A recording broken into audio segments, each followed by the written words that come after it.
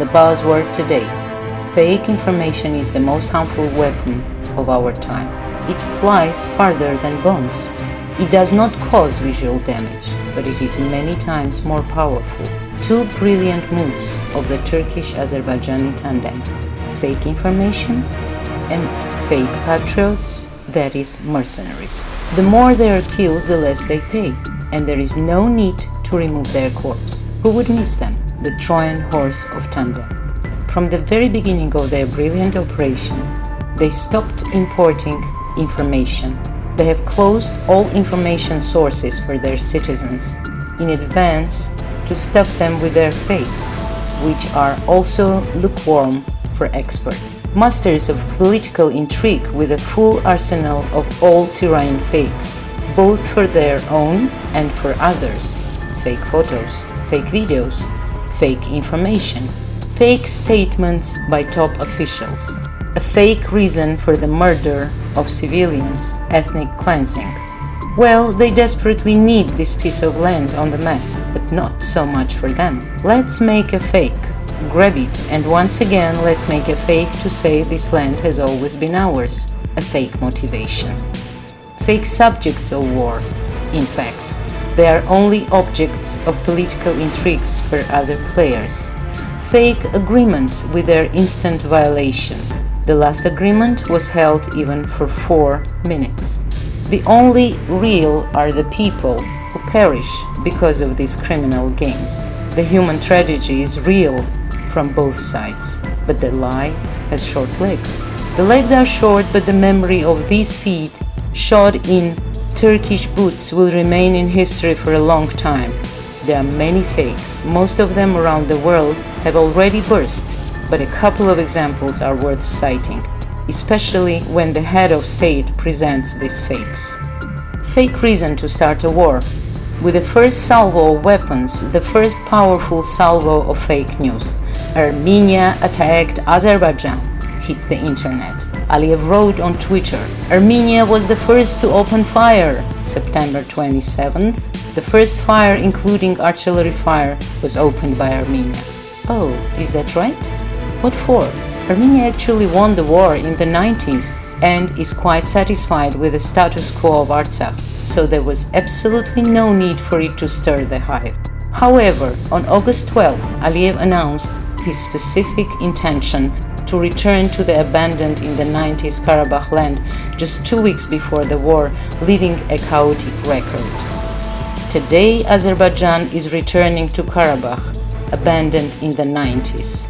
Quote, today Azerbaijan is making a comeback to the Karabakh field which was abandoned in the 90s, and the enormous Karabakh oil jacket is an illustrative example. As today we return to the Karabakh field abandoned in the past, so in the same way we will return to our native Karabakh land.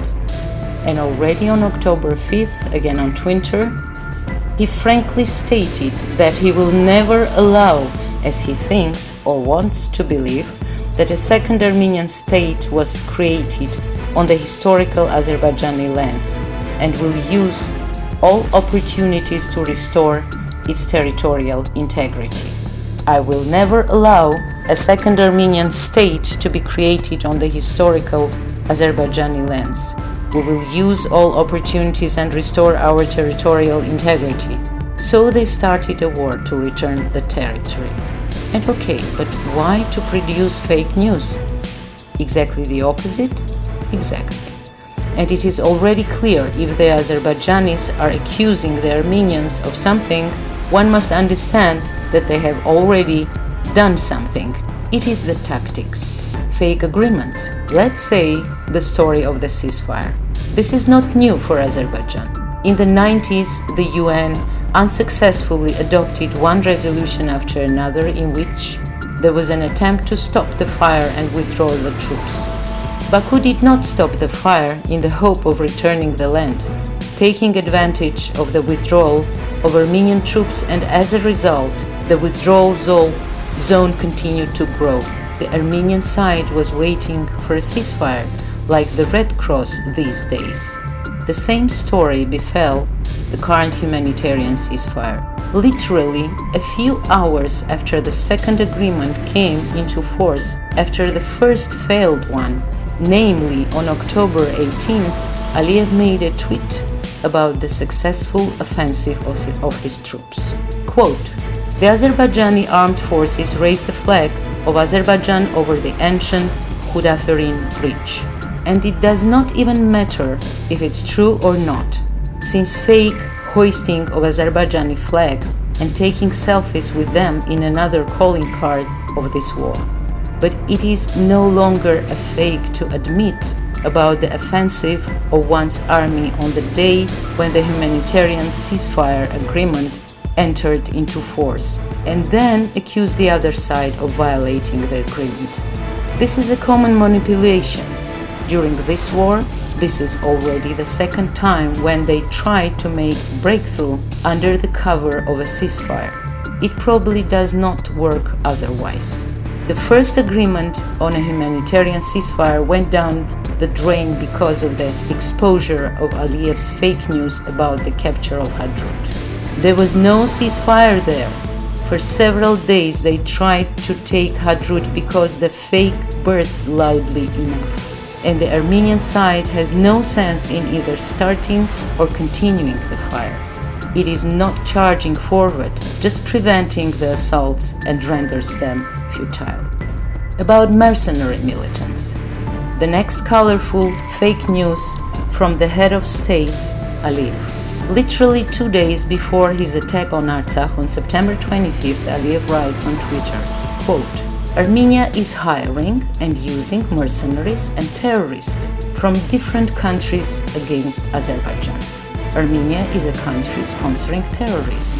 Again, the statement is exactly the opposite. And again, the fake bursts with a whistle all over the world.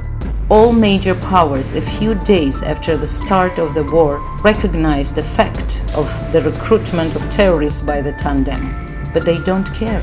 Just a day before the signing of a humanitarian ceasefire, a new batch of militants was sent to the fire zone. According to RIA Novosti, more than 1,000 militants from Syria were sent to Nagorno-Karabakh on October 16th. Two biggest fakes. So they live, so they fight. Photos from the Syrian and Libyan horrors are being poured into the internet and presented as new from their territories. Fake photos are a dime a dozen.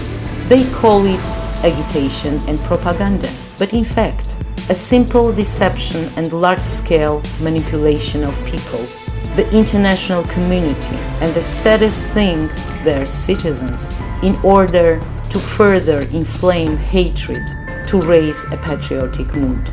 Since the very wording is a fake, the territorial integrity of Azerbaijan with Karabakh. Azerbaijan within the Soviet Union was just a union republic, like other republics, but not a state.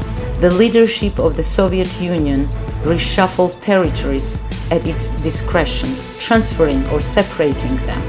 Everyone knows the painful points left after the collapse of the USSR, but Artsakh managed to secede from this Union Republic even before the collapse of the Soviet Union and before the formation, already without Artsakh, of the independent state of Azerbaijan, which celebrated its 29th anniversary on October 18th this year. During the collapse of the USSR, Artsakh was no longer part of Azerbaijan. And finally, the biggest fake, the statement, "Let's return to our native Karabakh." The native land is not so mercilessly mutilated. Artsakh and the people living there must be rescued from lovers of fakes and insights of national hatred.